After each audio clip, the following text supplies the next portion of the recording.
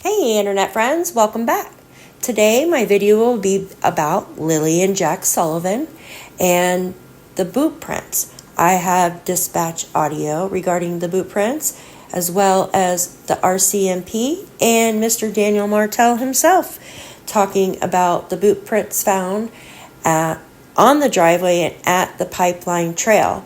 So before we get started with this video, please make sure you like, share, and subscribe. And at the end of this boot print video, I have a special cabin dispatch audio and a Daniel Martell audio that I want you to listen to. So stay tuned. Have we found any evidence that they are? Yeah, so at one point there was a possible boot impression found, and I can tell you that the search and rescuers then performed grid searches of that area and expanded out from that area in a meticulous fashion. They're focused and tight searches, and nothing else was found. And would you believe that the evidence you found was from children?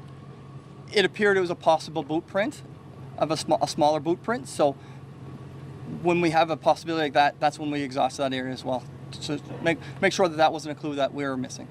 Thank you. Lindsay Armstrong with Canadian. You mentioned you're circling back to find clues. You talked about the boot prints. Are there anything you're looking to find, expecting to find, or usually find in these situations?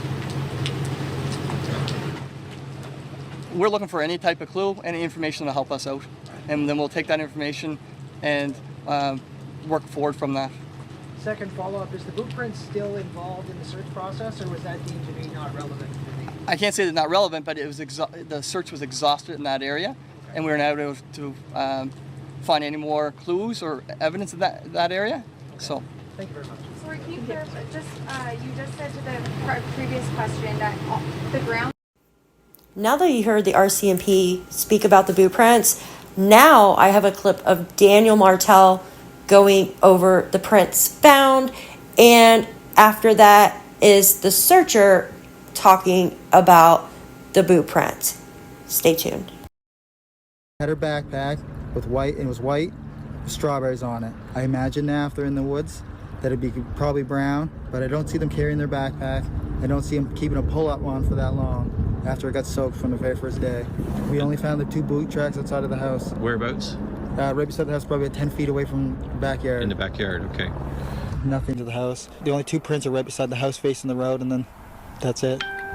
Post any officers they can get at the New Brunswick border, PI border, and get them at every airport possible. Anybody who has any information. The nearby pipeline trail, where a boot print was found during the initial search. The boot print was on the pipeline, which is why we're extending our search efforts down the pipeline. We don't know for sure it was from the children, but it's the only real thing we've had to go on thus far, so we're just kind of investigating that further. Hansen said about 65 people were in the woods on Saturday and Sunday, and 3 drones were also deployed to help. RCMP said a total of 8.5 square kilometers has been grid searched, but as of Sunday afternoon, Hansen said there weren't any new finds, and the search was suspended again.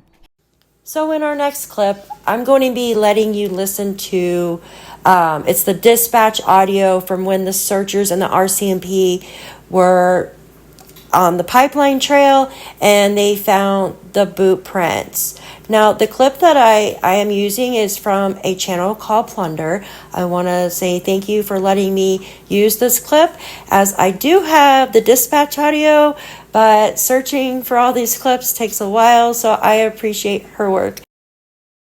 Child size footprints in the mud here that are still visible. They're a bit eroded from the heavy rain, but they're still visible. So,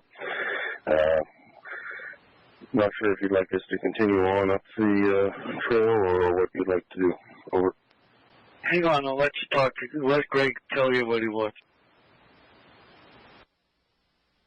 Yeah, Lee, the gentleman that was here said that he broke some branches that he left out over the trail.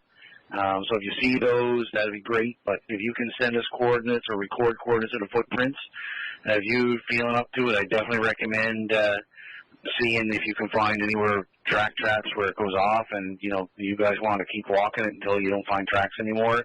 That's good, but just log them. Over. Yeah, I've marked one set up on top of the hill with a stick and just a green nitrile glove. But I can go back and get some flagging tape out of my bag or just keep walking it. But they're definitely child size, and it's hard to tell how fresh they are with the rain from last night. Yeah, and copy, when you take photos of them, do you have anything to do, anything of reference for a scale, a ruler, your hand or something, an iPhone, etc.? Over. Yeah, I've got my notebook, which is 6 inches, so it'll give you a good reference. And copy, let us know if you find any more clues. Over. And rescue 2, over. Okay, guys, now that I've let you listen to all of those audio clips from Dispatch, RCMP, and Daniel Martell, what do you think of those boot prints? In my opinion, the RCMP, the way they speak, they were not relevant.